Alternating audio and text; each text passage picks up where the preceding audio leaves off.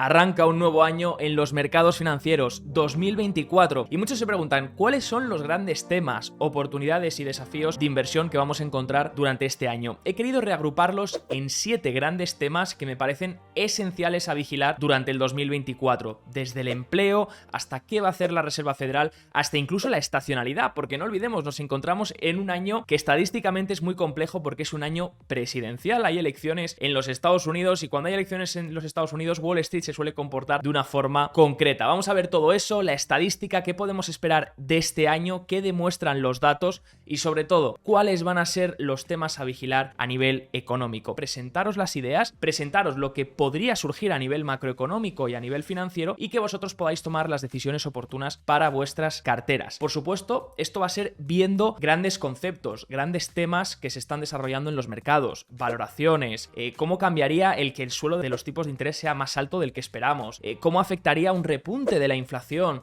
qué podría pasar con la renta fija ahora que los tipos están cayendo. Todo esto plantea muchos dilemas y mi idea con este vídeo es presentar estos 7 grandes temas y ver los diferentes escenarios que podrían ocurrir, que sea una especie de hoja de ruta para tener una serie de cómo accionar en caso de que algo suceda. Debemos estar preparados para saber navegar los mercados financieros en base a todo lo que pueda ocurrir. Y estos son los temas que identifico donde más se va a hablar y sobre todo donde los ojos de Wall Street van a estar puestos. Así que vamos a ver estos grandes temas, luego recordar que en el canal semanalmente, por eso no olvides suscribirte y si apoyas estos vídeos también dejar un buen like para apoyar el canal, pero si te suscribes y activas la campanita no te olvides que todas las semanas seguiremos con esos resúmenes semanales, esos resúmenes para ver exactamente a nivel semanal cómo está el momentum, la acción del precio, que al final es lo que importa. Pero aquí vamos a ver los grandes desafíos que nos podríamos enfrentar, que podrían venir en 2024 y sobre todo cómo estar preparados ante estos para poder posicionarnos rápidamente o tener diferentes estructuras preparadas. He querido empezar por el tema más interesante y es que me parece que esto hay que hablarlo. Año 2024 es año electoral dentro de este ciclo presidencial que recordar se divide en 4 años. El primer año es el año en el que se llega al mandato, el segundo el año de midterm donde hay elecciones de medio mandato y por eso suele ser un año un poquito más regular. Tercer año que es año preelectoral y cuarto año que es en el que estamos ahora, 2024, que es año de elecciones.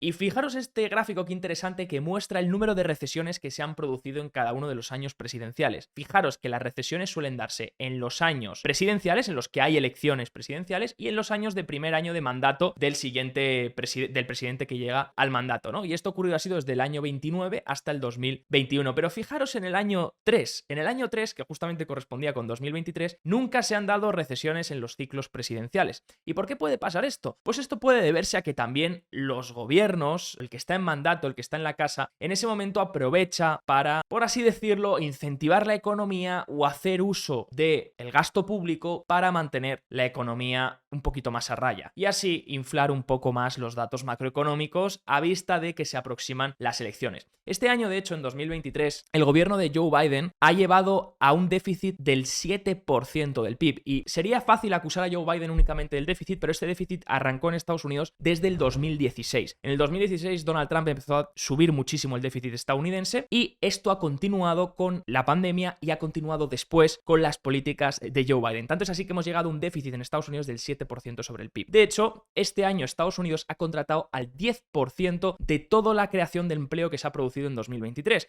Y luego veremos el dato de PIB, porque vais a ver, que es uno de los temas que vamos a comentar, si realmente puede llegar una recesión o no, pero vais a ver que el dato de PIB en los últimos trimestres ha contribuido muchísimo el gasto gubernamental. Aún así, vemos que si tuviésemos que mirar el año presidencial, ahí es cuando pueden darse recesiones y también el año siguiente, el año 1 nada más ser elegido. Vamos a ver estadísticamente primero y luego vamos a hablar de recesión y si puede haber una recesión, no la puede haber, porque ha cambiado mucho la narrativa desde el inicio de 2023, donde se hablaba muchísimo de recesión y todo el mundo estaba muy posicionado en duración y activos muy defensivos. Ahora, 2024, donde se habla mucho de soft landing. Entonces vamos a ver cuáles son las probabilidades de estar en un lado o en el otro y qué debemos vigilar para ver si se desarrolla o no. Antes de eso, vemos que el año electoral es estadísticamente positivo, ¿de acuerdo? O sea, eso es innegable. Si hablamos únicamente de estacionalidad, que es mirar cómo se han comportado en el pasado todos estos años electorales, vemos que de media la rentabilidad es positiva. Ahora bien, fijaros que aquí Ryan Detrick, de Carson Research, lo pone por trimestres. Y vemos, por ejemplo, que en rojo está marcado el primer trimestre del cuarto año presidencial, que sería este año 2024. Y vemos que el primer trimestre suele tener una rentabilidad bastante escasa, 0,2% en el trimestre y de hecho una probabilidad de alrededor del 60%, un poquito ligeramente por encima de acabar en positivo.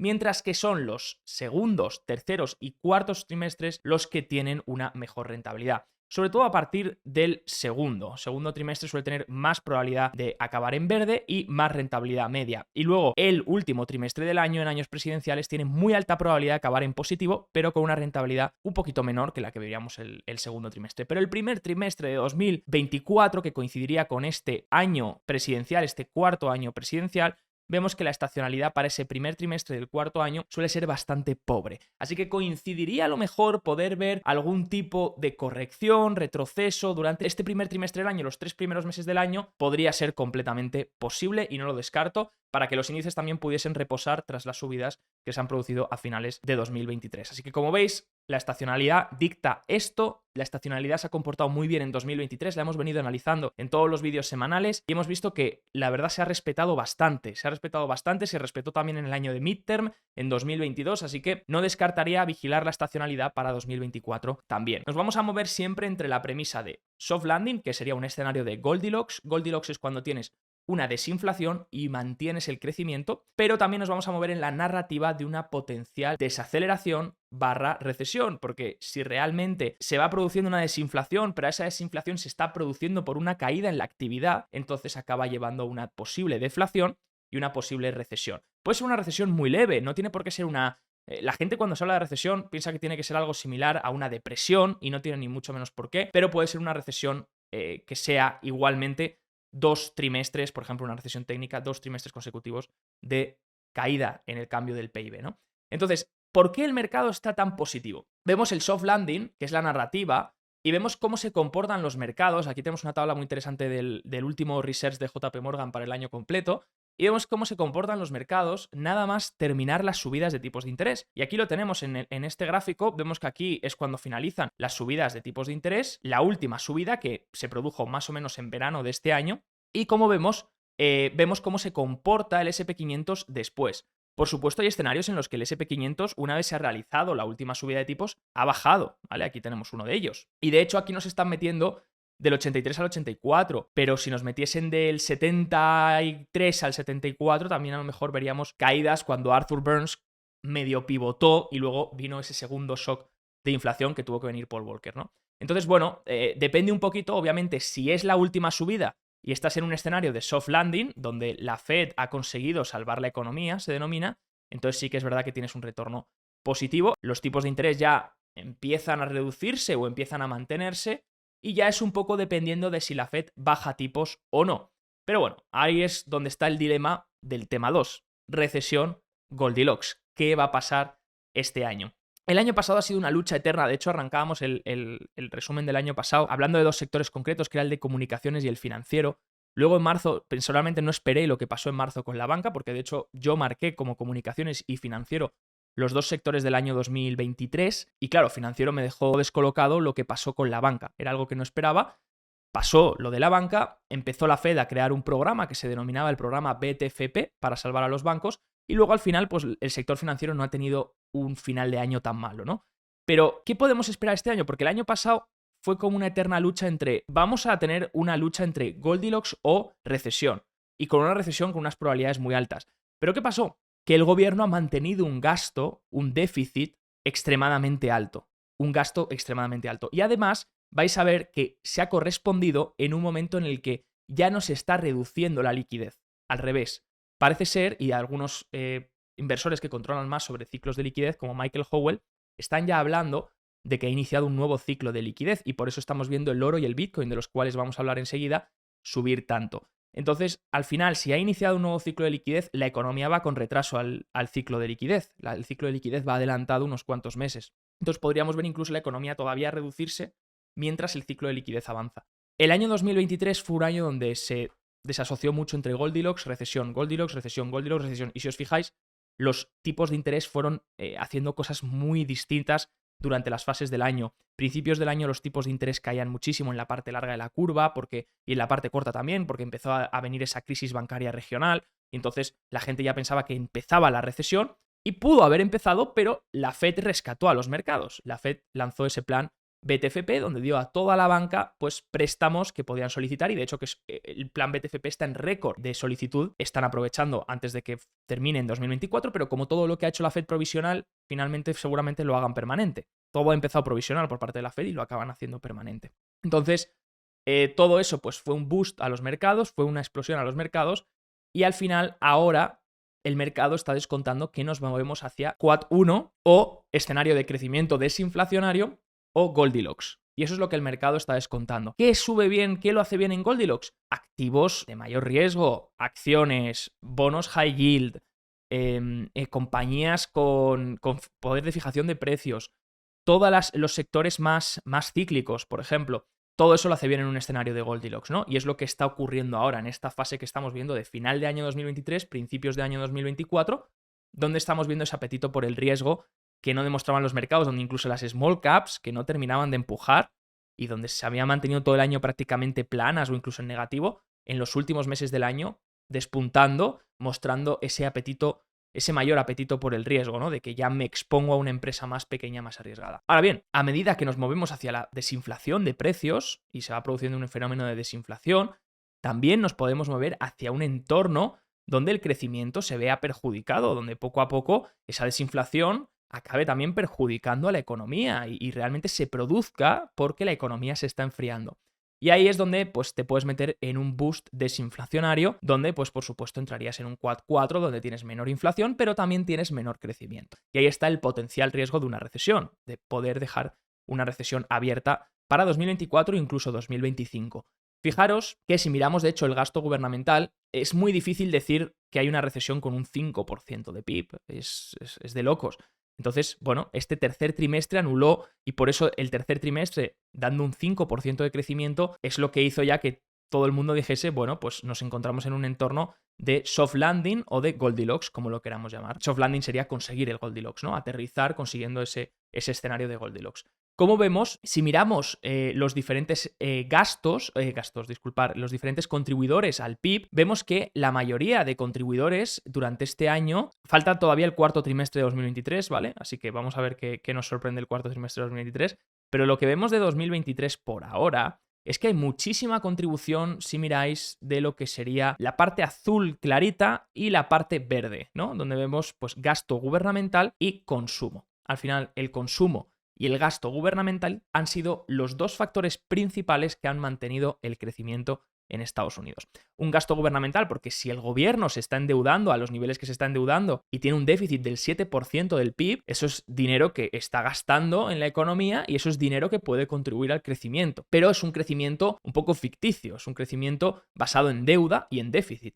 Luego tienes el consumo, y esto es innegable, el consumo se ha mantenido fuerte, las familias han seguido consumiendo y parecía que el consumo se iba a debilitar en 2023, todo apuntaba a ello, las ventas minoristas habían caído una barbaridad, se venía en la reactivación de los préstamos estudiantiles, los tipos de interés estaban subiendo. Lo que pasa, y como hemos visto en los vídeos, no sé si habréis visto los vídeos que hemos hecho sobre el mercado inmobiliario, hicimos uno en verano de este año y hemos hecho otro hace unas cuantas semanas, donde veíamos las casas, si no están cayendo todavía de precio, a pesar de que las ventas han colapsado en casas, porque no hay compraventas casi, han ido al nivel de 2010, pero ¿qué pasa con el precio? ¿Por qué el precio no está cayendo? Pues porque las hipotecas efectivas que están pagando las familias en Estados Unidos están alrededor del 3%. Entonces, ¿han subido los tipos hipotecarios al 8%? Sí. ¿Al 7 y pico están ahora? Sí. ¿Le afecta a las familias que vayan a coger una nueva hipoteca? Sí, por supuesto, están pagando un 7% aproximadamente. Vale, pero ¿y la mayoría de gente? La mayoría de gente sigue con hipotecas al 3% porque refinanciaron muy bien las familias, cosa que no hizo el Tesoro estadounidense, y esto es un problema que va a llegar en el futuro. El Tesoro estadounidense no refinanció su deuda cuando pudo hacerlo, no se financió y apalancó en deuda cuando los tipos estaban bajísimos en el suelo, al revés, lo hizo a corto plazo cuando pudo haberlo hecho a largo plazo y ahora se enfrenta a unos costes de deuda superiores porque tiene que coger deuda, tiene que, se denomina rolear esa deuda, coger más deuda cuando vence para seguir financiándose, ¿no? Y incluso para poder seguir pagando los intereses de su propia deuda. Entonces, al final, a lo que llegamos es que todavía no ha habido un efecto de empuje o un efecto que haga que se noten esos tipos de interés en la economía. Que realmente las familias digan, ah, vale, sí, estoy pagando un 8% de intereses. No, no están pagando todavía esos intereses, excepto en algunas tarjetas revolving y demás, donde sí que los créditos, por supuesto, el pago, sobre todo a créditos a corto plazo y demás, ha subido muchísimo, pero si miramos en financiaciones a largo plazo, que son las más importantes, no vemos todavía un incremento muy drástico de estos tipos de interés efectivos. Sí de los que hay en mercado, pero no de efectivos todavía que afecten. Entonces es un poco ver hasta qué punto se siguen manteniendo estos tipos de interés altos. Y enseguida vamos a ir a este punto. Entonces la pregunta es, ¿cuánto tiempo se van a mantener altos los intereses para que empiecen a afectar realmente a las familias? Y si las familias tienen el tiempo suficiente para aguantar con unos intereses efectivos muy bajos mientras los intereses de mercado vuelven a ajustar otra vez a su media y vuelven a bajar otra vez hasta el tipo de interés efectivo, entonces se habrán salvado, habrán tenido como una especie de comodín por haber sido unos años donde, bueno, sí, los tipos de interés de referencia han subido, pero mi interés efectivo no ha llegado al punto de afectarme. Y he conseguido que durante ese momento en que los tipos se disparaban y luego volvían a bajar, yo me haya más o menos salvado en ese sentido, ¿no? Pero claro, si los tipos de interés se mantienen altos durante más tiempo, pues entonces ahí es cuando empezarán a afectar. Y de hecho, en un escenario de Goldilocks, el term premia, que sería lo que exiges de más por esos tramos a largo plazo de duración, de vencimientos, ¿no? Ese tramo largo de la curva, si me expongo a financiación a 10 años, 20 años, 30 años, ese term premium incrementaría cuando estás en un entorno de desinflacionario y de crecimiento. Si hay crecimiento, si la economía va a hacer un soft landing, entonces ¿por qué los tipos de interés deberían bajar? Si la economía va a crecer, entonces eso es que el mercado debería percibir a largo plazo una mayor inflación, un mayor crecimiento, y entonces que los tipos a largo se mantuviesen en un nivel un poquito más alto del que el mercado está descontando. No tendría sentido si la economía consigue mantenerse a flote y crecer al 5% trimestral, que los tipos de interés volviesen al 2%, 3%. No tendría ningún sentido, sería más lógico que se quedasen en el 4%. Entonces, ahí empieza a haber alguna serie de incongruencias que veremos cómo se desarrollan durante el año para ver quién tiene razón, ¿no? Para mí, si tuviésemos que hacerlo de forma práctica y decir, oye, ¿va a venir una recesión o no va a venir una recesión? Yo, para mí, si hemos visto que el gobierno está manteniendo sus niveles de deuda y eso está haciendo también contribuir al PIB. Fijaros que no fue algo que pasó en 2022 y por eso en 2022 vimos un crecimiento mucho más pobre. Pero es algo que sí ha pasado desde finales de 2022 hasta durante todo 2023. Ahora bien, ¿qué más ha pasado? Un consumidor que se ha mantenido bastante fuerte. No solo en 2023, sino también en 2022. Y el consumo es el 70% del PIB aproximadamente, 60 y pico, 68 creo que es ahora mismo. Debe mantenerse tanto el gasto gubernamental como el consumo privado. Si esas dos cosas se mantienen, entonces no hay recesión. Pero para que el consumo privado se mantenga, ¿qué debe ocurrir? Pues debe ocurrir que las familias sigan con trabajo. Porque uno se pregunta, vale, las condiciones han empeorado muchísimo y seguramente las familias se sientan un poquito más pobres después de todos estos años. Perfecto, y han tenido que sufrir un aumento de costes en algunas cosas increíbles, mientras los salarios no han crecido al mismo ritmo. Bueno, una serie de condiciones que le está pasando a la mayoría de gente con la que hablas. Pero ahora bien, siguen teniendo trabajo. Y como siguen teniendo trabajo, pues a lo mejor la tasa de ahorro ha reducido, no ahorran tanto, pero sí que tienen para gastar, sí que tienen para seguir manteniendo el consumo. Y por eso estamos viendo un consumo que se mantiene. Y por eso cuando vamos a cenar están los restaurantes llenos. Y por eso cuando vamos a un parque de atracciones está lleno. Porque las familias aún así están manteniendo el consumo. Ahora bien, será en el momento en el que se queden sin trabajo, que es un momento que puede llegar a ocurrir, cuando cortarían ese consumo. Entonces, hasta que eso no pase, si es que pasa, porque puede no pasar, puede que el mercado laboral se mantenga fuerte y no se debilite, si se debilita es cuando realmente deberíamos preocuparnos por el consumo, porque es lo que haría que las familias realmente digan, oye, pues ya no voy a consumir, voy a mantener este dinero porque ahora mismo pues no tengo empleo, no puedo permitírmelo, ¿no? Entonces, eso es un poco lo que debemos vigilar, el empleo en este año. Este año es muy importante porque lo que ha hecho Wall Street estos últimos meses del año es tomarse muy bien el pivot de la Fed, tomarse muy bien que la Fed quiera bajar tipos de interés en 2024, pero se lo ha tomado bien porque a la par hemos visto unos datos de empleo que muestran que el empleo todavía se mantiene fuerte. Se está enfriando, y eso está clarísimo, vamos a verlo ahora con los datos, pero se sigue manteniendo. Sigue sin haber despidos. Entonces, si miramos, por ejemplo, este gráfico, me ha parecido súper curioso, el de JP Morgan del último informe, a fecha 31 de diciembre, y muestra en línea azul clarito el crecimiento de los salarios y en línea gris oscuro la tasa de desempleo. Y como podemos ver, bueno, y nos muestra la media de los últimos 50 años, ¿no? Estamos en desempleo, ha subido un poquito el desempleo hasta el 3,7, subió hasta el 3,9, hubo un debate en Wall Street sobre si se había activado la regla de SAM, que la regla de SAM es cuando tienes la media de 3 meses del desempleo incrementa más de no sé cuántos décimas porcentuales en poco tiempo. Pero vamos, hubo un debate y la propia Sam, que es economista, dijo que no se había activado la regla de Sam, porque cuando se activa la regla de Sam hay una recesión. Pero nos dijo Sam que no se había activado. Ahora bien, ¿qué es lo que está pasando? Vemos que marca en líneas rojas, eso lo he hecho yo, en el momento en el que los salarios decrecen, ¿no? El crecimiento de los salarios se va para abajo. Por ejemplo, en marzo de 2022 los salarios crecían al 7% anual, en noviembre crecían al 4,3%. Entonces, los salarios, el crecimiento de los salarios, mejor dicho, están bajando. Y cuando el crecimiento de los salarios baja, que son los niveles que he apuntado aquí, suele ser un momento que coincide además con subidas en la tasa de desempleo. Fijaros, aquí los salarios empiezan a bajar, el desempleo empieza a subir. Salarios empiezan a bajar, desempleo se empieza a subir. Salarios empiezan a bajar, desempleo empieza a subir. Lo mismo aquí, salarios empiezan a bajar, desempleo empieza a subir. Y lo mismo aquí. Bueno, aquí los salarios empezaron a bajar y el desempleo bajó también. Así que, bueno, se puede dar alguna ocasión en la que sí que terminó de subir un poco más y luego fue cuando bajó, pero ya venía subiendo el desempleo. Ya venía subiendo fuertemente previamente. Como veis, normalmente cuando los salarios decrecen tan rápido, suele venir luego una destrucción del mercado laboral. Y esperemos que no, pero si esto sigue así y esto se sigue enfriando, entonces a lo mejor viésemos un poquito más de destrucción del mercado laboral. De todas formas, hay algo muy importante que la gente se estará preguntando ahora mismo y es, Javier, ¿realmente la tasa de desempleo es un indicador rápido o un indicador que va a llegar ya cuando ya estemos en una recesión? Que es lo que suele pasar, ¿no? La tasa de desempleo ya incrementa cuando realmente ya estás en la recesión, ya es un indicador bastante atrasado. ¿Qué debemos mirar? Pues debemos mirar otros indicadores un poquito más adelantados o que se dan de forma semanal. Las peticiones iniciales, por ejemplo, son, yo creo, el indicador a vigilar porque va a ser el más adelantado, va a ser el único indicador del sector laboral o del empleo que más o menos se va a adelantar al ciclo. Entonces, mientras las peticiones iniciales de desempleo se mantengan en estos niveles, como veis, se han mantenido durante todo el año. Hubo un momento en el año en el que empezaban a incrementar, pero luego volvieron a bajar. Se ha mantenido más o menos en el rango de 300.000 a 200.000 peticiones semanales de desempleo. De aquí no han subido. Simplemente, si empezásemos a ver peticiones de desempleo por encima de las 400.000, 300 y pico mil peticiones semanales, entonces es cuando deberíamos empezar a preocuparnos. Deberíamos empezar a preocuparnos porque nos mostraría que semanalmente más gente está pidiendo ese subsidio por desempleo, esa ayuda por desempleo, y que por tanto entonces el empleo ya podría empezar a entrar en esa fase de destrucción.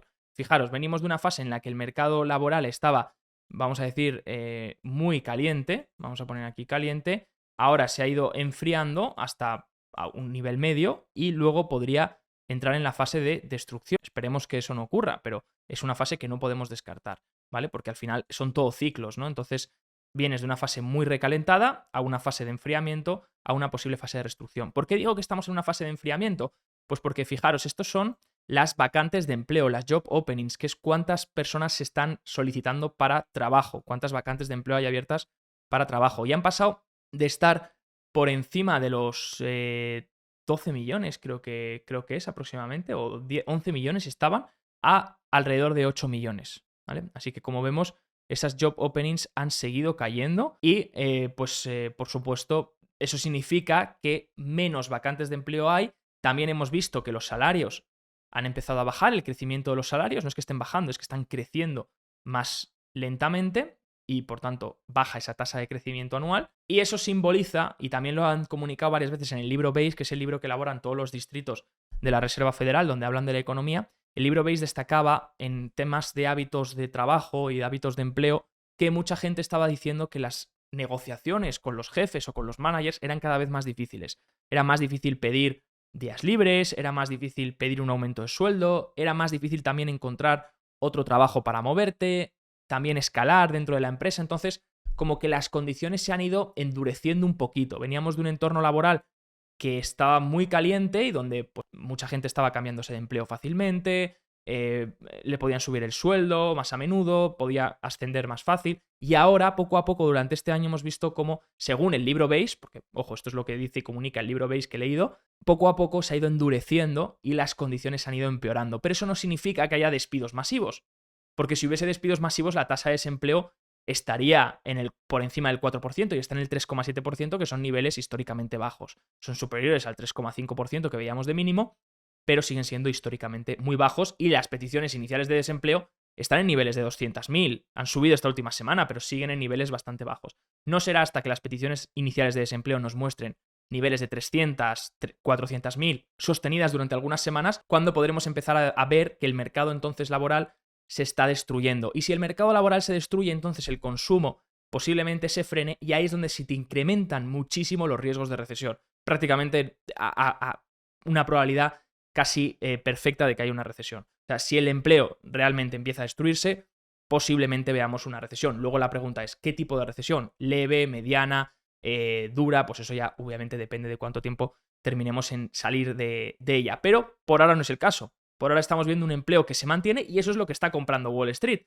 Un mercado un soft landing donde la Fed va a bajar tipos, pero encima el empleo laboral sigue, lo que permite mantener el consumo y encima tienes un gobierno con un déficit del 7%. Entonces, ¿el mercado qué ve? ¿Qué proyecta? Pues el mercado proyecta que no vas a tener una recesión en el corto plazo, por eso habla de soft landing. Lo que puedes tener son riesgos de cómo se va a pagar esa deuda en el largo plazo o en el medio plazo. Y por eso a lo mejor el mercado se está buscando mucho refugio también en Bitcoin y oro, a medida que proyecta una potencial inflación monetaria, por todo esto que está ocurriendo con el gobierno y por lo que ha ocurrido con los bancos centrales que pivotaron en marzo, con el plan BTFP, y que desde entonces, pese a que el balance de la Reserva Federal se ha seguido drenando, el balance no es una medida exacta de la liquidez, y la liquidez ha ido incrementando desde marzo también. Y de hecho, la oferta monetaria, que vamos a mirar enseguida, la M2, en marzo es cuando hizo suelo. Y a partir de octubre es cuando empezó a volver a subir. Entonces, al final el mercado proyecta todo esto y dice, a lo mejor tengo que posicionarme en activos monetarios para poder hacer frente a posiblemente una inflación futura o una deuda futura gubernamental muy elevada, ¿no? Ahí está un poco lo que está pasando este año, que es un año súper complejo y más que se va, yo creo, de dificultar a medida que va pasando el tiempo por el ciclo en el que nos encontramos. Pero como vemos, el mercado laboral todavía no se está destruyendo. ¿Y cuándo suben las peticiones iniciales de desempleo? Este gráfico lo hice hace tiempo. Pues suelen subir cuando la Fed empieza a pivotar. O más bien la Fed empieza a pivotar, no, vamos a ser más exactos. Empieza a subir cuando los tipos de interés del 2 años del tramo corto de la curva empiezan a bajar. Y para que baje el tramo corto de la curva, tienen que pasar dos cosas. O bien la Fed baja tipos, o bien el mercado algo se rompe, como ocurrió con la crisis bancaria, y entonces bajan por sí solos los intereses del 2 años y luego la Fed tiene que seguirlos, ¿no? Por ejemplo, aquí, en el año 2000, los intereses a 2 años empezaron a bajar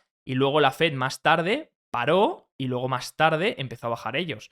Entonces, como veis, empezaron el interés del 2 años empezó a bajar antes. Y aquí bajaron más o menos a la par, ¿no? La Fed más o menos recortó cuando el interés del 2 años empezó a bajar. Y ahí justamente es cuando las peticiones iniciales empezaron a subir.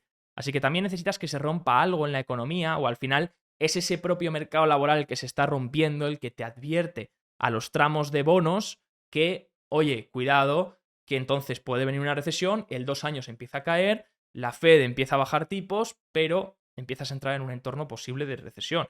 Entonces, las peticiones iniciales de desempleo me parecen un indicador increíble para vigilarlo todas las semanas. Oye, que se siguen manteniendo en el rango de 200, 250.000, 270, incluso pueden subir hasta 280. No nos preocupemos. Que empiezan a sostenerse y a incrementar por encima semana tras semana de los 300.000. Oye, podemos empezar a preocuparnos porque a lo mejor sí que se está destruyendo el empleo laboral. Pero mientras se mantengan donde se han mantenido este año, podemos estar tranquilos, ¿no? Bueno, vamos al tema 3. Tema 3, donde vamos a hablar de los tipos de interés. Claro, todo esto genera una duda y es, soft landing, si el empleo está bien, todo está bien, ¿por qué la Fed baja tipos? Bueno, baja tipos porque obviamente llega un momento en el que algo más se puede romper. Recordéis lo que pasó en marzo de este año, 2023, la Fed puso en marcha el plan BTFP y pese a que ha mantenido los tipos en el 5,5%, a pesar de ello ha dado liquidez a los bancos y al final la liquidez en términos totales ha incrementado. Entonces, bueno, ¿qué está pasando con los tipos de la Fed? Básicamente al mercado le gustó también cuando la Fed presentó estos números, que son las proyecciones que tenéis aquí a la derecha, y presentó que ya no iba a subir más tipos de interés en 2023 porque dio la tasa terminal al 5,4 y estamos en el 5,5, pero lo mejor que le gustó al mercado fue ver que para 2024 esto es lo que esperan tener para final de año. Bueno, pues para 2004 esperan tener un 4,6% de tipos de interés y en 2025 un 3,6%. Como vemos, el mercado está esperando una reducción más amplia. El mercado espera una reducción más fuerte. ¿Vale? Fijaros que 2024, estas son las reuniones y tenemos que seguir los colores azules. El mercado está esperando una reducción de tipos de interés por cada una de las reuniones de 25 puntos básicos. Así que como estamos viendo, eso es lo que espera el mercado y esperaría terminar el año, bueno, excepto en la última reunión donde se mantienen los tipos, para terminar el año en el 3,75%, 4% en estos niveles. Mientras que la Fed ha dicho que va a terminar el año en el 4,6. Así que ¿quién miente? ¿Miente la Fed que va a bajar más los tipos, que es lo que dice el mercado? ¿O miente el mercado que cree que la Fed va a bajar más los tipos de lo que realmente lo va a hacer? Ahí está una de las preguntas más interesantes de este año. ¿Dónde está el suelo de los tipos de interés? Fijaros que va a depender muchísimo de la inflación. Por supuesto, hemos visto un entorno de desinflación producirse este año. Por lo tanto, la inflación es extremadamente importante para que la Fed pueda recortar tipos. ¿Qué podría hacer que la Fed no recorte tipos y mantenga los tipos un poco más altos? O no recorte al ritmo que se espera, porque pensadlo, todo está en base a dónde va a estar el suelo de los tipos de interés. Esa es la pregunta y la incógnita más grande que hay ahora mismo. ¿Por qué? Porque si la gente está esperando a que los tipos de interés de la parte larga vuelvan al 2, 2,5%, 3%. Están descontando, por tanto, que va a haber una subida en los activos de duración, va a haber una subida en la renta fija de muy largo plazo porque va a beneficiarse de esa bajada de tipos de interés, y también está descontando que va a haber un incremento en las valoraciones, porque las valoraciones de las empresas, sobre todo las empresas que reciben flujos de caja muy lejos en el tiempo, donde encontramos empresas de mucho crecimiento o muy innovadoras, que ahora mismo no están recibiendo flujos de caja, pero que se supone que los van a recibir en el futuro por el crecimiento al que tienen, esas empresas están muy afectadas por la tasa de descuento, porque como tienen el valor terminal tan lejos en el tiempo, cada movimiento, cada incremento porcentual en la tasa de descuento afecta muchísimo a la valoración presente. Entonces, esas son las empresas a las que un cambio de tipos de interés que no sea un suelo en el 3% y sea un poquito más alto de los que están descontando, un 3,5% o un 4%, fastidiaría muchísimo la valoración que se está proyectando. Entonces, ahí va a estar el mercado mirando, va a mirar, oye, ¿dónde está el suelo de tipos de interés? Porque si el suelo está un poco más alto de lo que se está proyectando ahora, entonces las valoraciones realmente se están hinchando en ese sentido. Y si incluso el suelo de interés es más bajo, entonces esas valoraciones todavía tendrían posibilidad de seguir incrementando, ¿no? Las expectativas de inflación me van a parecer un indicador muy bueno para seguir este año también. ¿Por qué? Porque el CPI, la inflación y el PCE, todas las métricas de inflación que nos dan mensualmente, son métricas atrasadas, ¿vale? Ya no le importan. Sí que son importantes porque el mercado reacciona en base a ellas y pueden ser sorpresivas y la Fed toma decisiones en base a ellas, pero realmente lo que importa es qué está el mercado descontando. Y el mercado descuenta en base a las expectativas de inflación. Si el mercado proyecta que va a haber inflación, antes de que esa inflación llegue, las expectativas de inflación van a incrementar. Fijaros que desde 2020, salir del 2020, las expectativas de inflación fueron incrementando, y fue luego cuando llegó ese incremento en el CPI o en los datos de inflación que miramos, ¿no? Ahora, ¿dónde están las expectativas de inflación a largo plazo? Por cierto, si a alguien le interesa, estas se calculan del mercado de TIPS, que son los Treasury Inflation Protected Securities, que son bonos ligados a la inflación. Y estos, pues, en función de la demanda y la oferta de estos bonos, se saca el break-even, que se denomina, o la de inflación. Entonces, la expectativa de inflación, como estamos viendo, ha reducido muchísimo, por supuesto, a medida que la Fed aplicaba sus subidas de tipos de interés para intentar frenar esa inflación. Y estamos viendo que ya están llegando a un nivel más o menos medio, están retornando a un nivel medio, están cerquita del 2%, no, 2,2 aproximadamente, y llegado el 2% a más o menos en el 10 años, están en el 2,16. En la expectativa, llegado el 2%, ya estaría en una zona medianamente base, que sería la media de los últimos años. Entonces, ¿cuál sería la sorpresa este año que nos está proyectando? Un repunte en las expectativas de inflación. Si de repente todo empieza a ir genial y resulta que hay un soft landing y todo va súper bien, entonces ¿cuál es el riesgo de cola? Que realmente la Fed, por intentar adelantarse a bajar tipos de interés o por no haberlos dejado lo suficientemente tiempo altos en el nivel del 5%, pues haya cometido un error que cometió Arthur Burns en los 70, que es que la inflación vuelva a repuntar. Es un error complicado que ocurra, pero podría ocurrir. Entonces, no lo descartemos. Si empezamos a ver las expectativas de inflación incrementar, ahí será cuando tengamos que estar muy alerta. Y estas las podemos seguir en la página de Fred poniendo 10-year break-even inflation rate. Y estas van a incrementar antes de que incremente el CPI y el PC. De hecho, puede darse un caso donde las expectativas de inflación empiezan a incrementar, incluso con el CPI o el PC, que son indicadores atrasados, sigan bajando. Podemos ver un entorno que se produzca ese fenómeno, ¿no? ¿Y por qué el suelo de los tipos de interés es muy importante para las valoraciones y el coste de la deuda? Para las valoraciones ya lo hemos explicado, pero también para el coste de la deuda, y lo decíamos antes, ¿no? Fijaros que aquí es todo lo que ha subido el interés del 10 años, pero fijaros que aquí está realmente el coste de las empresas del SP500 de la deuda. Y fijaros que efectivamente no está al nivel al que han subido los intereses. ¿Cuándo empezarían a estar al nivel en caso de los intereses? En el momento en el que estas empresas tengan que refinanciar su deuda a tipos más altos, si es que pasa el tiempo suficiente con los tipos en ese nivel. Por eso es tan importante ver qué pasa con los tipos de interés. ¿Creemos realmente que van a volver a donde estaban antes? Entonces no hay problema, entonces es totalmente justificado el movimiento que estamos viendo en los mercados. Está súper bien, de hecho los mercados tendrían que subir más. Pero ¿creemos que van a mantenerse en un entorno del 4%, 4 y algo por ciento en los intereses a largo plazo? Entonces, poco a poco los costes de financiación también irán impactando a estas empresas. No digo que vaya a ser esto lo que causa una recesión, pero por supuesto, estos costes de financiación incrementando van a hacer también que los márgenes de estas empresas no se mantengan en los niveles ideales. Entonces va a ser un poco todas esas incógnitas las que debemos vigilar. El suelo de tipos de interés súper importante porque han caído mucho los intereses en los últimos meses, a medida que la Fed ya dijo que iba a bajar en 2024, pero no olvidéis, el mercado está descontando que para finales de 2024 estaremos en el entorno de 3,75-4. Mientras que la Fed nos ha dicho que estaremos en el 4,6. Si el mercado acierta, genial, ha sido todo un triunfo y lo ha hecho súper bien. Si el mercado falla, es ahí cuando vamos a tener sorpresas. porque a lo mejor es cuando el mercado no ha hecho el ajuste correcto y la Fed mantiene los tipos de interés un poco más altos. Pueden venir sorpresas durante este año, que de repente en una reunión la Fed comunique, bueno, pues hemos cambiado las proyecciones y al final lo vamos a dejar en el 4,8. Eso podría ser una sorpresa muy dura para los mercados. El vídeo de hoy está patrocinado por Bison Trade, el broker online de Miralta Bank, entidad española regulada y supervisada por el Banco de España y la CNMV. Su objetivo es dar un servicio de alta calidad poniendo foco en las siguientes áreas: seguridad, banco y broker regulados, multiplataforma, tecnología avanzada, acceso a multiproducto, acciones, fondos, renta fija, opciones, divisas y mucho más. Y mi parte favorita, la educación y formación para los clientes. Ofrecen tarifas muy competitivas en relación a otros bancos españoles y una atención al cliente excepcional. Visita bisontrade.com y podrás ver más información o probar su plataforma demo.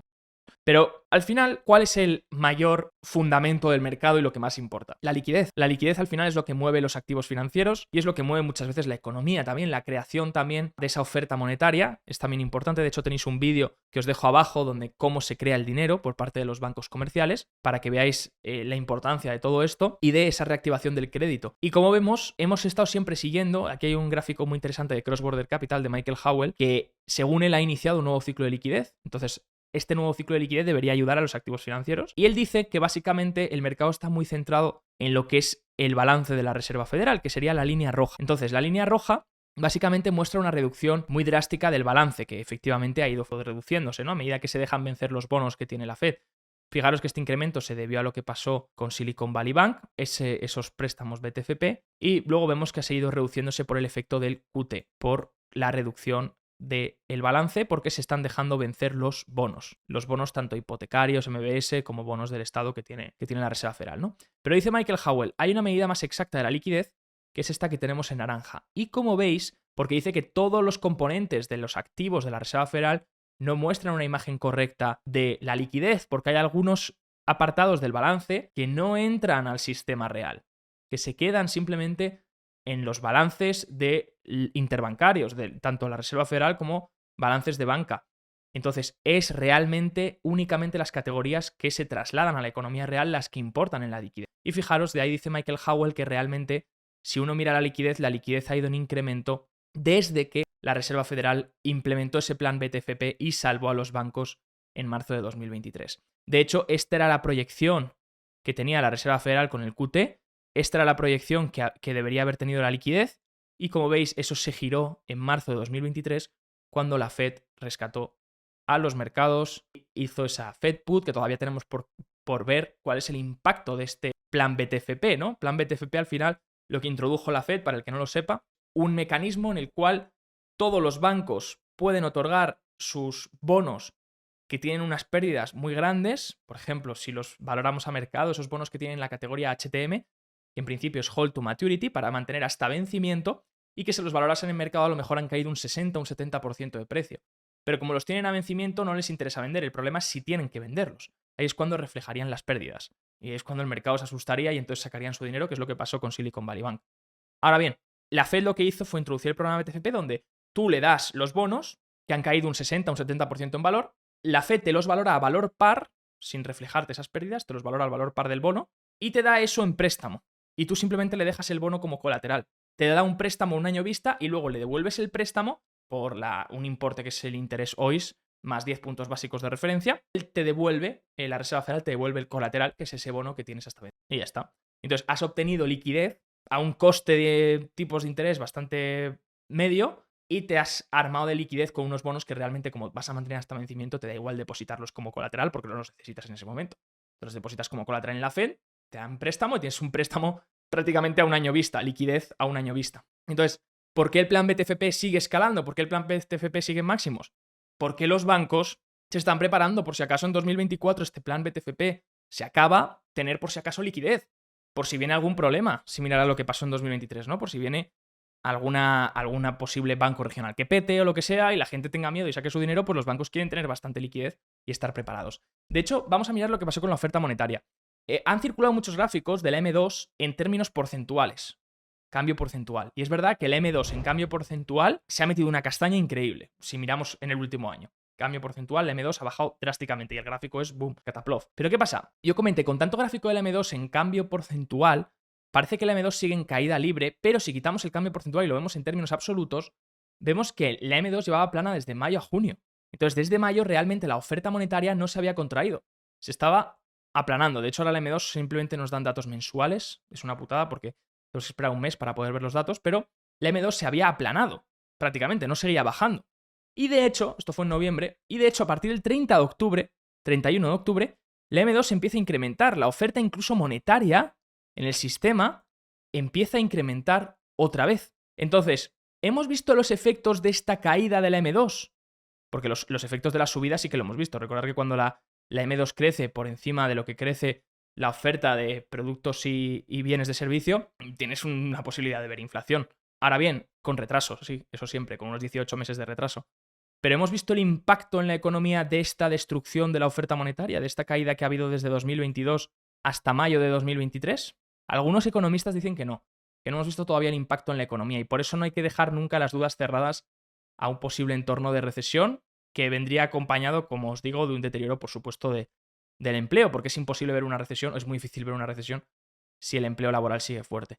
M2 que ha empezado a incrementar desde 31 de octubre de este año. Y eso, por supuesto, los mercados lo han reflejado. Y según Michael Howell, pues ha empezado un nuevo ciclo de liquidez. Y cuando empieza un nuevo ciclo de liquidez, nos dice que, sobre todo, este beneficia, el ciclo de liquidez, como podéis ver en negro, la combinación de activos como pueden ser cripto y oro. Fijaros, estos activos, cómo suben a medida que sube la liquidez global. Oro y cripto beneficiando a la liquidez global. Y por eso, este final de año lo han hecho también el oro y el cripto, porque parece ser que la liquidez ha estado repuntando y eso ha beneficiado muchísimo. También explicamos en un vídeo hace ya unas semanas o un mes aproximadamente lo que estaba pasando con el reverse repo, de cómo se estaba saliendo el dinero del repo inverso y eso estaba también proporcionando liquidez o permitiendo neutralizar el efecto QT de los bancos centrales. Ahora bien, ¿qué va a pasar cuando el RP se drene por completo o la liquidez no siga subiendo? Bueno, según Michael Howell, hemos empezado un nuevo ciclo de liquidez y por supuesto tendrá sus idas y venidas, no es un ciclo perfecto donde la liquidez simplemente suba, como podéis ver aquí indicadores de liquidez de repente baja, luego sube, luego vuelve a bajar, luego sube, luego vuelve a bajar, pero parece ser que según Michael Howell pues hubiésemos iniciado un nuevo ciclo de liquidez y eso significaría pues que lo que hace bien en un nuevo ciclo de liquidez que empezaría con el rebound en 2023 se rotaría a Calm según él en 2024 y lo que lo hace bien en Calm en 2024 pues son las acciones, los activos de riesgo y empezarían a hacerlo bien en 2024, a lo mejor, mitad de 2024, las commodities y también, entre ellas, la energía. Vamos a ver si eso se desarrolla. Defensivos lo pondría como negativo y negativo tanto en el rebote, que ha sido 2023, y efectivamente las defensivas lo han hecho bastante mal, como en la parte de calma. Y esto tiene mucho sentido, porque las defensivas realmente lo harían bien siempre y cuando venga una recesión. Y si Michael Howell está diciendo que estamos viendo un incremento de la liquidez y que estamos en un inicio de ciclo de liquidez, acaba de empezar el ciclo de liquidez, entonces estaríamos por la parte de rebote y luego calma y luego especulación. Entonces, por eso está diciendo que defensivas no. De todas formas, fijaros que también los gestores, y estos son los gestores que hace la encuesta de Bank of America, están muy poco posicionados en defensivas. Fijaros, healthcare, consumo defensivo, rates, Japón, energía, aunque energía es muy cíclica, pero están poco posicionados en defensivas y están posicionados pues en bancos, están posicionados en industriales, materiales, cosas un poquito más cíclicas también. ¿Y por qué han sido las defensivas tan poco populares este año? Pues porque los tipos de interés han subido tanto que los bonos han empezado a pagar un 5% y las defensivas a lo mejor sus dividendos están pagando un 4%, un 3, un 5% también, pero claro, tienes el riesgo de que es una acción y te puede caer. Y el bono, sabes que vas a recibir el 5% sí o sí. Entonces, esto básicamente lo que ha hecho es que las defensivas fuesen muy poco atractivas a medida que subían los intereses de los bonos y los bonos pagasen un interés mayor y por tanto la gente se saliese de defensivas. Además, las defensivas no lo han hecho bien porque obviamente el mercado está en modo cíclico, está muy positivo con el crecimiento económico y no ha venido una desaceleración todavía. Vamos a decir una recesión. Entonces, es por eso que el mercado se ha mantenido más lejos de las defensivas y también porque la economía ha aguantado más de lo que se esperaba. Es un año distinto porque el año pasado empezaba con mucha narrativa hacia la recesión y hacia activos defensivos, bonos y demás. Y parece que este año no está empezando así. Este año la gente le está poniendo mucho peso a la posibilidad del soft landing y está pensando, oye, pues si hay soft landing, ¿para qué voy a comprar defensivas? ¿No? Entonces las defensivas van a empezar a estar en una valoración un poco más atractiva, que en caso de que los tipos de interés empiecen a bajar a unos niveles más drásticos y el suelo de tipos de interés sea más bajo, llegará un momento en el que las defensivas a lo mejor ofrezcan un retorno por el dividendo que llega a ser muy interesante y entonces vuelvan a ser un sitio interesante, ¿no? Entonces, depende mucho de eso, ¿no? Las defensivas, de lo que pasa con la economía y dos, de lo que pasa con los tipos de interés, porque son los tipos de interés los que están compitiendo un poco con los dividendos de esas empresas. Es que, bueno, interesante aporte de Michael Howell, por eso oro y Bitcoin lo quería tocar, porque si realmente empieza un ciclo de global liquidity, pues oro y Bitcoin se deberían ver muy beneficiados, ¿no? Tema 5, las magníficas versus small cap. Este año se ha hablado mucho de las grandes magníficas, de las grandes empresas y de cuánto han subido. Y por supuesto, siempre hemos dicho, oye, falta que las pequeñas se pongan al día para que realmente estemos en un entorno de risk on y se demuestre. No solo unas pocas empresas pueden tirar del carro. Pero a partir de noviembre lo empezaron a hacer las pequeñas. Las pequeñas empezaron a poner las pilas y empezaron a subir. Aún así no ha sido suficiente porque, fijaros, aquí este gráfico me encanta de JP Morgan porque muestra todo el SP500, que son un poquito más de 500 empresas, y nos dicen que las top 10, las 10 más grandes han tenido un retorno del 62%, mientras que en el SP500, el resto, restando estas 10, el resto han tenido un retorno, como estamos viendo, 8%. Y la valoración relativa cambia. En las top 10 está en 26,9, también porque son acciones de mayor calidad y más grandes, por eso cotizan a un múltiplo un poco más alto. Y luego en el resto de 17 veces PER. Entonces, bueno, lo que se podría decir este año, lo que está diciendo mucha gente, es que se podría buscar como una vuelta a un poco la media, ¿no? Que un poco el resto de empresas todavía incrementase un poco mientras las grandes se mantienen un poco consolidando y esperan un poco. Que poco a poco se buscase ese equilibrio otra vez entre las dos acciones, ¿no? De hecho, en el peso de las 10 acciones más grandes, fijaros que están máximos. Las 10 acciones más grandes ya representan un 22,1% del índice. Y de hecho, su contribución en beneficios es bastante menor de la que hemos visto en otros momentos. Momentos donde de hecho se han dado los techos de mercado, ¿no? Es cuando su contribución ha sido excesivamente grande al resto del SP500. Así que estamos viendo unas top 10 que han subido muchísimo, por supuesto han sido de las responsables en empujar tanto a los índices. El resto del índice también ha subido, pero lo ha hecho en menor magnitud y sobre todo a final de año, porque hasta entonces se ha mantenido bastante plano, mientras que las grandes han ido siempre bastante en subida durante todo el año. Y ahora la pregunta es, ¿van a tirar el resto de empresas y consolidar un poquito las grandes para que vuelvan un poco al equilibrio? Pues podría ser, ¿no? Es una posibilidad. Fijaros, de hecho tenemos el SP500 en azul y en amarillo tenemos el Equal Weight. Entonces el SP500, pues por supuesto, le da el peso que tiene que darle a cada acción en función de su tamaño y el Equal Weight le da el mismo peso a todas. Y como vemos, aquí tenemos una divergencia que se empezó a generar a partir de 2023 y sobre todo se ha ido haciendo más y más y más grande, ¿no? Sí que ocurrió también esto a finales de 2021, antes de llegar a 2022, y también ocurrió a principios de mediados de 2020, cuando las bolsas empezaron a subir. Tardaron un poquito más las pequeñas en ponerse al día y volver a cerrar esa diferencia que había entre las dos. Entonces, bueno, pues aquí una estrategia simple podría decir uno, oye, me pongo largo RSP, disculpar, que es el Equal Weight, corto SPY. Y aquí tendrías un long short, ¿no? Apuestas a que este azul baje y el amarillo suba. Esto es un poco peligroso porque te podría salir mal, ¿no? Entonces, básicamente, simplemente lo que puedes hacer es, en tu peso de cartera, si llevas el SP500, pues a lo mejor dedicar un poco más de peso al RSP, que es Equal Weight, ¿no? Le da el mismo peso a todas las acciones. Entonces ahí estarías corrigiendo esa divergencia si crees que se va a corregir. Otra opción que dice la gente es meterte en small caps, ¿vale? Vamos a mirar las small caps que han empezado a subir sobre todo a finales del año, los últimos meses. Es lo que tenemos que vigilar. Bueno, un cruce importante que quería marcaros en el Russell 2000 en mensual. Vamos a ver si se desarrolla. Parece ser que está cruzando ya el MACD. Y luego si lo miramos en semanal, vemos que tenemos aquí la rotura, así que la rotura muy positiva, con volumen, y ahora lo ideal es no perder este nivel. Mientras no perdamos este nivel está todo bien para el Russell 2000. Si uno quiere estar largo en small caps, oye, genial, pero si se pierde este nivel, muchísimo cuidado, porque volveríamos a la base anterior y entonces volveríamos a lo mismo de siempre. Entonces este nivel, que son los 200, marcan en el IWM, que es el ETF del Russell 2000, marcan una zona de pivot súper relevante, una zona de pivot que se puede jugar muy bien, porque si ahora consolida un poco el índice y se mantiene por aquí encima consolidando, vamos a decir que consolida a buscar otra vez el retest y se mantiene aquí arriba consolidando, está muy bien siempre y cuando se mantenga aquí. Si vuelve otra vez a la zona baja, pues entonces tiramos de stop y fuera, ¿no?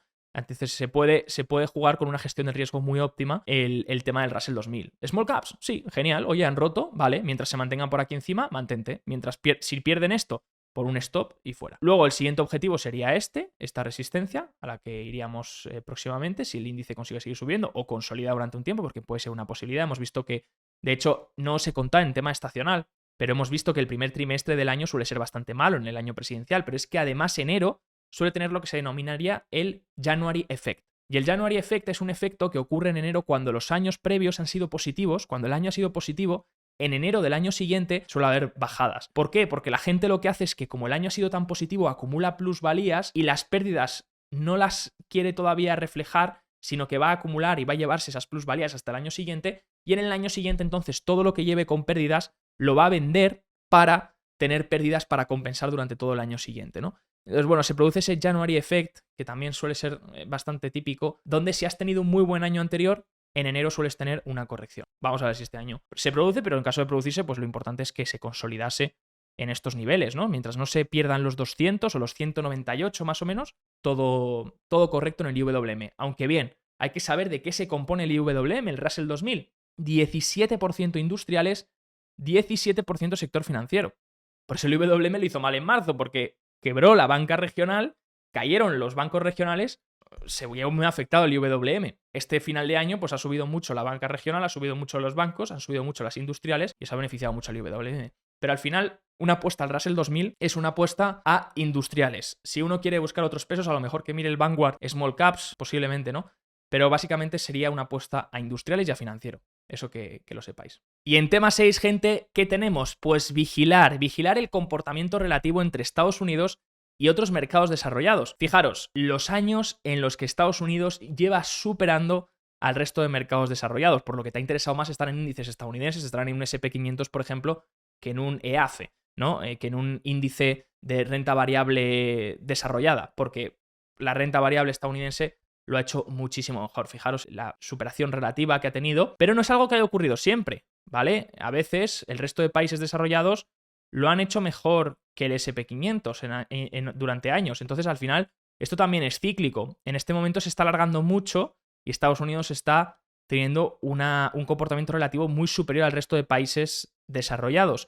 Pero eso podría cambiar en algún momento. Podría cambiar sobre todo cuando empezamos a ver la diferencia que hay en las valoraciones. Entonces, para la construcción de carteras, puede ser interesante también empezar a considerar en algún momento un poquito más de exposición a otro tipo de renta variable que no sea solo estadounidense. Veo mucha gente decir, no, solo voy a comprar el SP500. Está muy bien, oye, si aciertas, si tienes un año más donde Estados Unidos lo haga mejor que el resto de países, pues entonces súper bien, ¿no? Te habrá salido muy bien la jugada.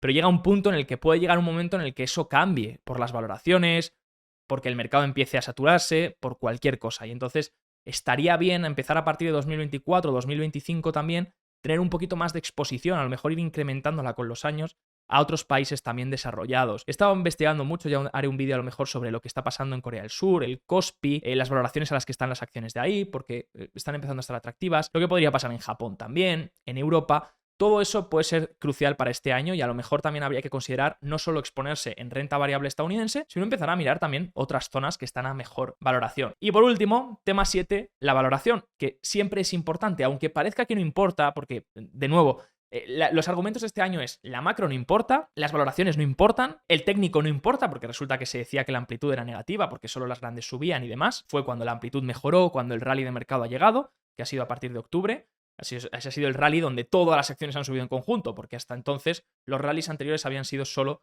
de unas cuantas acciones. Pero aún así parece que solo importa la acción del precio. Y efectivamente, en el corto plazo solo importa la acción del precio. Pero en el largo plazo debemos saber en qué entornos estamos navegando. Es como si estás en un barco, al final lo que importa en el corto plazo es el tiempo que hace ahora. No nos importa, para navegar no nos importa lo que va a hacer mañana, pasado. Pero si estás tomando el barco para realizar una ruta muy grande, te importa lo que te digan los informes meteorológicos. Te importa si va a haber dentro de una semana probabilidades de que a lo mejor hay una tormenta. Puede no pasar y puede que al final vayas navegando y no haya ninguna tormenta, pero puede llegar la tormenta. Entonces, lo mismo pasa con los indicadores macroeconómicos. Los indicadores macroeconómicos no dejan de ser un informe meteorológico donde también se pueden fallar y donde el informe meteorológico te dice, oye, las probabilidades de que esto pueda ocurrir son muy altas, entonces por favor llévate un chubasquero. Es simplemente eso. O por favor, navega con cuidado. O por favor, no tomes esta ruta, toma la otra. Es eso. Y las valoraciones también sirven para eso. Entonces, fijaros, el PER, que está ahora mismo en el SP500 en casi 20 veces el forward PER, la media de los últimos 30 años es 16,59, por tanto ya hemos superado la media otra vez. De hecho, ya estamos casi a una desviación estándar, 19,83 es una desviación estándar. Pero siempre podemos ir más lejos, sí, por supuesto. Igual que pueden decirnos que viene tormenta y que luego no la venga. por supuesto, y podemos seguir hasta más lejos, fijaros. De hecho, el año antes de corregir, en 2022, antes de empezar a corregir los índices, estábamos en un PER de aproximadamente superior a 22 veces. Entonces, siempre puede ir a más el PER, siempre puede haber una expansión mayor de múltiplos. Y si ahora los beneficios empresariales crecen, entonces ese múltiplo podría incluso reducirse. Pero también tenemos que saber dónde estamos. Y es, las valoraciones sí que estaban en niveles, empezaban a estar en niveles muy atractivos a finales de 2022 y empiezan a estar a una desviación estándar de la media de 30 años. Por otro lado, si miramos el CAPE, que es el Shiller PER, vemos que, y ahora vamos a ver una regresión para ver más o menos los retornos esperados, vemos que estamos en 32 veces, ¿vale? Y normalmente la media es 27. Entonces estamos por encima de la media de los últimos 30 años, 32 veces, y aquí tenemos una regresión que mide los retornos anualizados para los próximos 10 años. Ojo que esto tiene en cuenta 10 años, siguientes 10 años, y luego lo anualiza, esos 10 años. Entonces eso no quiere decir que todos los años vayan a ser esta rentabilidad, sino que en el conjunto de los próximos 10 años miraremos atrás y diremos, pues la rentabilidad anualizada de todos estos 10 años al final ha sido esta. Pero puedes tener un año con un 20%, otro con un menos 10, otro con un 2, otro con un menos 15, ¿no? Y al final te haces la media. Si miramos, estamos en entornos donde el PER, hemos dicho, está en 32 veces. Entonces nos situaríamos por aquí aproximadamente. Nos vamos a retornos entre la horquilla del 0 y del 5% anualizados a 10 años. Entonces, posiblemente, según los niveles de valoración, y si el Shiller CAPE acierta, porque de nuevo puede fallar, la regresión histórica nos dice que los retornos para los próximos 10 años anualizados estarán en el entorno del 0 al 5% anualizado. Entonces eso es un poquito más bajo de lo que hemos ido viendo en los anteriores 10 años, que es del 8 o 9%. Entonces simplemente que sepamos esto, que sepamos que es un barómetro y que las valoraciones nos están diciendo que están un poquito calientes. Estaría bien a lo mejor un crecimiento en los beneficios empresariales, si realmente la economía consigue ese soft landing, un crecimiento en los beneficios empresariales conseguiría reducir las valoraciones otra vez, sin que el precio tenga que reducirse, porque habrá habido una expansión de múltiplos y luego el crecimiento de beneficios. Si eso ocurre, será muy positivo. Por eso, para medir esto, lo que tenemos que hacer es fijarnos en los beneficios empresariales, en la micro, y fijarnos en los reportes de las empresas y ver, ¿están creciendo los beneficios empresariales? ¿O se están pronosticando a la baja los beneficios futuros? Vamos a ver cómo evolucionan esos beneficios y si empiezan a hacerlo mejor y empiezan a crecer, entonces el múltiplo se reducirá siempre y cuando el precio no incremente mucho más. Claro está, y entonces el múltiplo realmente habrá reducido y no estará tan alto. Simplemente un barómetro que ahora nos dice que o mejoran los beneficios empresariales o estamos comprando caro. Eso es lo que nos está diciendo este múltiplo únicamente. Y si estamos comprando caro, pues podemos enfrentarnos a unos años donde la rentabilidad anualizada no sea tan alta como la esperada. Simplemente saber que hay cosas muchísimo más baratas. Por supuesto, aquí estamos viendo el SP500. Índices de small caps están mucho más baratos. Por eso las small caps pueden ser un buen área donde mirar, pero para que las small caps lo hagan bien, debe haber un apetito muy bueno por el risk on, y ya hemos visto, small caps tienen mucho peso en banca y industrial. Estos dos sectores tienen que hacerlo bien para que las small caps sigan. Pero también es verdad que las grandes han tenido tanta expansión y hay tanta divergencia entre las dos que es a lo que le queda oportunidad de subida, ¿no? A corregir esa divergencia. Entonces va a ser un año muy interesante para mirar esas small caps y un año muy interesante, como os he dicho, para barajar todo esto que pasa. ¿Habrá repuntes de inflación? Miremos los break-evens. Si los break-evens empiezan a subir, el 10 años del break-even, eso es que el mercado está percibiendo que a lo mejor la inflación repunta. Ahí que lo hará bien el oro y el Bitcoin. ¿Y qué lo hace bien también en oro y el Bitcoin? En los momentos de liquidez, de ciclos de liquidez. ¿Qué también puede pasar este año? Pues que a lo mejor en algún momento veamos algún indicador que vuelva a dar miedo sobre una potencial recesión. ¿Qué deberemos vigilar? Las peticiones iniciales de desempleo. Estas nos dirán si el mercado laboral se está destruyendo. Si el mercado laboral se destruye, es muy probable que el consumo no se mantenga. Y es muy probable que pese a que el mercado mantenga un déficit, el gobierno mantenga un déficit del 7% sobre PIB, no consiga mantener el PIB.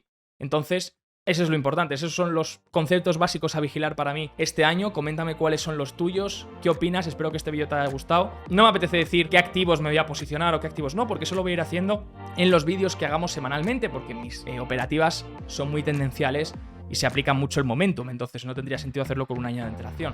Vamos a ir viendo, estos son los conceptos que podrían ocurrir en el año, estoy preparado para si ocurre cada uno de ellos con los activos que necesito y con mis indicadores vigilados, y iremos semanalmente viendo ese mercado y analizándolo para ir posicionándonos en función de lo que vayamos viendo. Y la acción del precio, que es muy importante y nos da muchas pistas también.